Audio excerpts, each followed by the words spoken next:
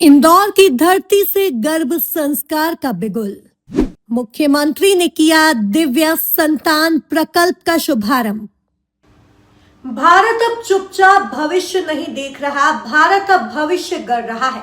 आज देश उस सोच की ओर बढ़ चला है जहां सवाल सिर्फ जन्म का नहीं, निर्माण का है। कैसे होंगे हमारे बच्चे, कितने ज्ञानवान होंगे, कितने संस्कारी होंगे और कितनी ताकत उनके विचारों में होगी। अब भारत ये तय कर रहा है कि आने वाली पीढ़ी सिर्फ जिंदा रहने के लिए नहीं, नेतृत्व करने के लिए पैदा होगी। इसी सोच को जमीन पर उतारने की शुरुआत आज इंदौर की धरती से हुई। इंदौर की पावन धरा से आज उस विचार का शंखनाद हुआ जो आने वाली पीढ़ियों के चरित्र, संस्कार और राष्ट्र निर्माण की नींव रखने का दावा करता है। दिव्य संतान प्रकल्प केवल एक अभियान नहीं, बल्कि भारत की सांस्कृतिक चेतना और वैज्ञानिक दृष्टि का संगम है। इंदौर में आज दिव्य संतान प्रकल्प का भव्य शुभारंभ हुआ, जहां स्वयं मुख्यमंत्री डॉक्टर मोहन यादव मुख्य अतिथि के रूप में मौजूद रहे। दीप प्रज्वलन के साथ अभियान की शुरुआत हुई और इस मौके पर डॉक्टर अनिल कुमार गर्ग एवं डॉक्टर सीमा गर्ग द्वारा लिखित पुस्तक शंखनाद दिव्य संतान का विमोचन भी किया गया।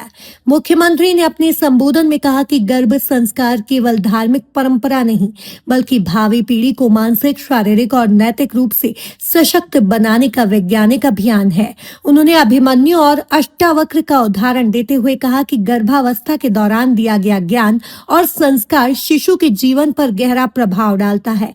मुख्यमंत्री डॉक्टर मोहन यादव ने स्पष्ट शब्दों में कहा कि राज्य सरकार गर्भ संस्कार को अब संस्थागत रूप देने की दिशा में आगे बढ़ रही है।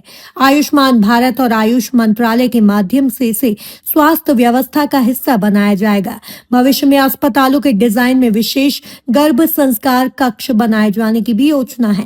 आयुर्वेद के विस्तार की बात करते हुए मुख्यमंत्री ने बताया कि प्रदेश में 13 नए आयुर्वेदिक कॉलेज खोलने का निर्णय लिया गया है, जिनमें से 8 कॉलेज शुरू भी हो चुके हैं। कार्यक्रम के विशिष्ट अतिथि भैयाजी जोशी ने कहा कि भारत का लक्ष्य केवल सुपर पावर बनना नहीं, बल्कि एक ऐसा सुपर राष्ट्र बनना है जो विश्व को सही दिशा दिखा सके। उन्होंने कहा कि पश्चिमी दृष्टि मनुष्य को मशीन मानती है, जबकि भारतीय चिंतन उसे पूर्ण विकसित मनुष्य बनाने पर केंद्रित है। उन्होंने युवाओं से शास्त्रीय मूल्यों को जीवन में उतारने का आह्वान किया।